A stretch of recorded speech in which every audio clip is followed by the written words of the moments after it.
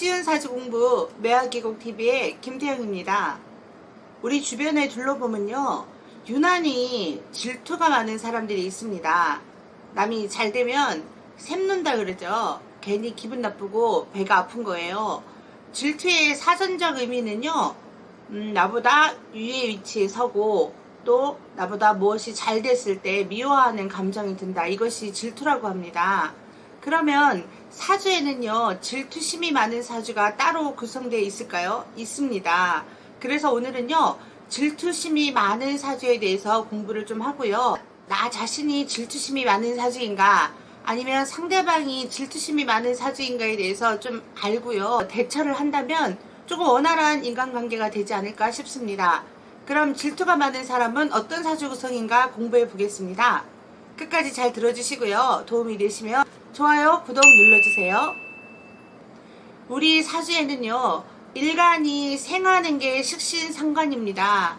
이 일간이 생하는 마음, 식신상관이 많은 사람 중에서요, 특히 상관이 많은 사람은요, 내가 안에서 포장을 해서 바깥에 내 모습을 드러내는 거잖아요. 그래서 다른 사람보다 잘나 보이려고 하는 성향이 좀 강합니다. 다른 사람이 나보다 잘나 보이고 조금 위에 위치에 선다는 것에 대해서 굉장히 기분이 나쁘죠. 그래서 상관이 강한 사람들이요, 특히 상관이 재화가 안 되고 기신이나 흉신으로 발현이 돼서 사주 구성에 있다 이러면 특히 질투가 많은 사람입니다. 나보다 잘난 꼴을 못 보는데 나보다 잘난 사람이 있다는 거죠. 그런데 이 상관이요, 인수가 있어서 재화가 된다거나 재성이 있어서 이렇게 유통이 되는 경우에는 좀 예외입니다. 그래서 상관이라고 해도요, 어떻게 구성이 되느냐, 어떻게 흘러가느냐에 따라서 질투의 여부는 달라집니다. 식신상관이 있는 사람은요, 이렇게 질투하는 마음이 있는 거로 끝나는 겁니다. 아, 저 사람이 나보다 잘 나가네, 아우 배 아파, 아우 좀 뭔가 기분 나빠, 이런 거로 끝나죠. 그런데 유의해야 되는 게 이 겁재라고 하는 게 같이 있을 때, 우리 선생님들 중에서 겁재는 양보하고 나누는 개념이라고 말씀을 해주시는 분이 계셨는데요, 그것도 맞는 말씀입니다. 겁재는 비견과 마찬가지로 내가 나눠야 되고요, 양보하고 그런 것도 맞습니다. 그렇지만 겁재는 기본적으로 나의 겁탈할 겁자를 쓰기 때문에 나의 재물, 내 것을 뺏거나 나누고 겁탈하려는 하는 마음이다, 겁박하려고 하는 마음이다, 뭐 이런 식으로 해석을 하셔야 됩니다. 기본은 기본이고요, 기본을 가지고 나중에 응용을 하시면 됩니다. 그래서 상관이 겁재하고 같이 있을 때는요, 마음속으로 부러워하고 질투하는 거로 끝나는 게 아닙니다. 이 겁재는요, 이 겁탈할 겁자를 쓰기 때문에 그 사람에 대해서 이 상관이라는 기능이 비판을 하는 기능이 좀 세거든요. 겁재하고 같이 있을 때는요, 질투의 심정이 바깥으로 표출되는 겁니다. 좀 채집을 잡고 다니죠.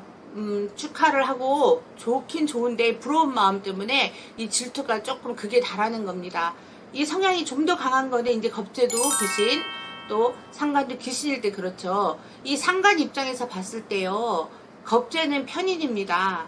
나를 생해주는 거잖아요. 편인은요, 치우칠 편자를 쓴다고 했죠. 그래서 한쪽으로 치우쳐서 내가 생하는 기운이기 때문에 틀린 것도 맞다고 하고 그런 것도 맞다고 하면서 생해주는 거예요. 겁재가 상관과 같이 있으면 상관의 성향이 굉장히 나쁜 쪽으로 발달이 될 수가 있거든요. 미워하는 마음, 질투하는 마음이 더욱 커집니다.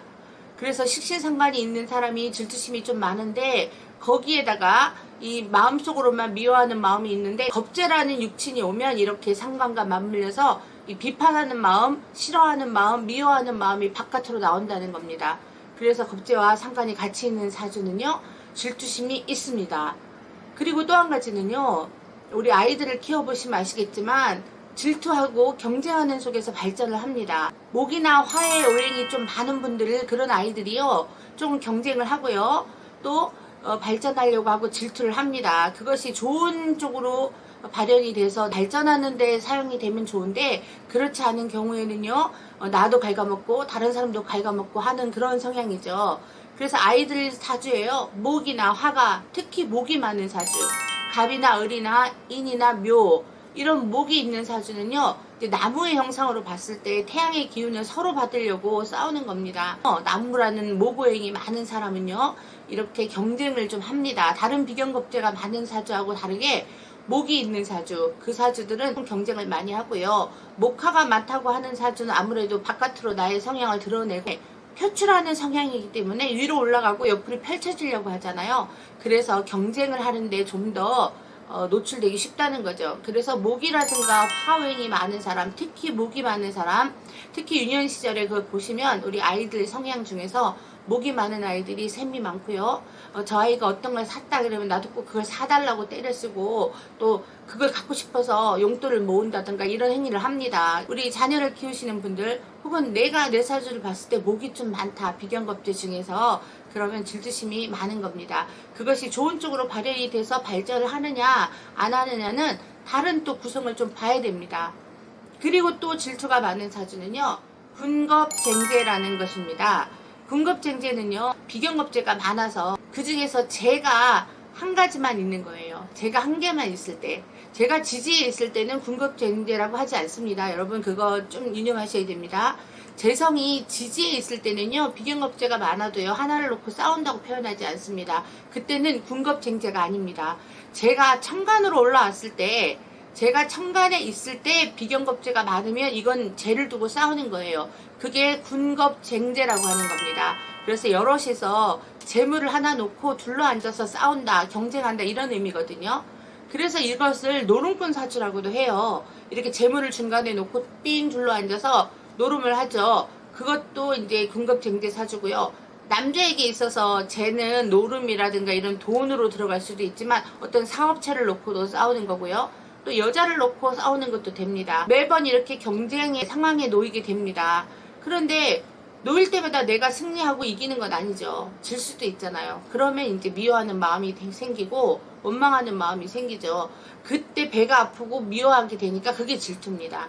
그래서 사주 구성 자체가 군겁쟁제가 돼서 재를 하나, 천간에 놓여있는 재를 하나 놓고 싸우는 사주가 됐다 이러면 이거는 이제 질투심이 많은 사주로 들어갑니다.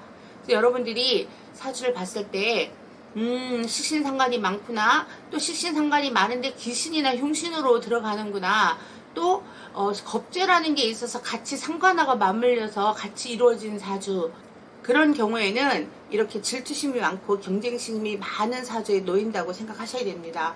그리고 두 번째는 목이라든가 화의 오행이 많은 거, 그리고 비견겁제가 많아서 이렇게 군겁쟁제가 되는 사주, 이런 구성이 있으면 우리가 질투가 많은 사주다 이렇게 평가를 합니다. 이렇게 군겁쟁제로 죄를 하나 놓고 싸우는 경우가 아니라고 해도요, 비견겁제가 많은 사주는요 경쟁에 노출되기 쉬운 사주라는 것은 기본적으로 알고 계실 겁니다. 비견겁제라는 것은요, 남자한테는 죄를 놓고 싸우는 거기 때문에 여자를 두고 서로 경쟁하는 게 되겠고, 또 여자에게서는 또 비견겁제가 많다는 건 나의 관을 두고 서로 경쟁하는 거기 때문에 나의 성과물이라든가 나의 자존심 혹은 배우자, 남자를 두고 싸울 수 있다, 이렇게 해석이 되는 겁니다. 비견겁제가 많은 사주는 기본적으로 경쟁이다. 그리고 또 경쟁에서 매번 이길 수 없으니까 이렇게 지는 경우도 생기므로 미워하는 마음이 생긴다. 그래서 질투심이 많은 사주다 이렇게 해석을 합니다. 내 사주를 봤을 때 이렇게 질투심이 많은 사주라고 하면 내가 어느 정도 마음을 컨트롤 해야 되겠구나 라는 걸 알 수가 있겠고요. 내가 상대하는 주변 사회에서 만나는 사람들이나 친구나 동료들이 이렇게 봤을 때 비견겁제가 많거나 식신상관이 많거나 아니면 상관이 귀신으로 되거나 겁제와 같이 있거나 군겁쟁제가 되거나 이렇게 구성이 돼 있다 하면 유념해서 행동을 하셔야 됩니다. 질투심이 많은 사람한테는요, 내가 잘 되고 성과 있는 것을 한꺼번에 탁 터뜨려서 보여주는 거는 그 사람한테 불덩이를 던지는 거와 똑같습니다. 도발하는 행위거든요. 그래서 보통 사람은 뭐 잘 됐을 때 축하해, 정말 잘 됐어라고 진심으로 축하해 줄 수 있지만, 질투심이 많은 사람은 그렇게 순수하게 받아들이지 않은 경우도 있습니다. 일부러 그러는 건 아닙니다. 그 성향이라는 게 있기 때문에 그렇거든요.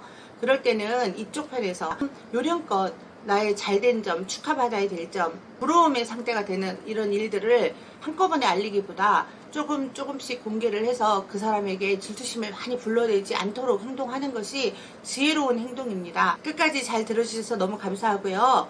좋아요, 구독 꼭 눌러주세요. 고맙습니다.